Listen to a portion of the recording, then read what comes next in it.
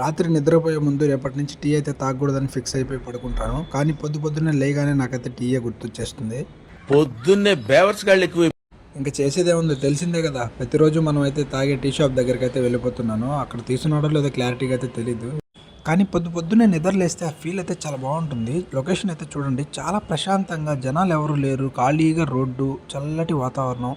అసలు పొద్దున్నే నిద్రలేస్తే హెల్త్కి కూడా చాలా మంచిది. ప్రతి ఒక్కరూ పొద్దున్నే నిద్రలేయడం అయితే అలవాటు చేసుకోండి, మీ మంచిగా చెప్తున్నాను.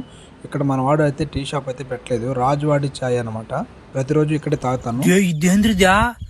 వెంటనే పక్క గొంతులో ఉన్న టీ స్టాల్కి అయితే వచ్చేసాను. జై భవానీ టీ స్టాల్ అంట. వెంటనే ఒక టీ అయితే అడిగాను, కానీ అతను మాత్రం నాకు డిస్పోజల్ అయితే ఇచ్చాడు. దయచేసి ఎవరు డిస్పోజబుల్ గ్లాసుల్లో టీ అయితే తాగొద్దు. దాని గురించి మీకు ఫుల్ ఇన్ఫర్మేషన్ కావాలంటే నెక్స్ట్ వీడియోలో అయితే చెప్తాను. టీ అని కామెంట్ చేసేయండి. టీ అనేది డిస్పోజబుల్ గ్లాసులో తాగడం వల్ల అనేక అనారోగ్య సమస్యలు అయితే వస్తాయి. అవేంటో తెలుసుకోవాలనుకుంటే ఒకసారి మీరు కామెంట్ చేసి మన ఛానల్ అయితే ఫాలో అయిపోండి. టీ తాగడం మానేయండి.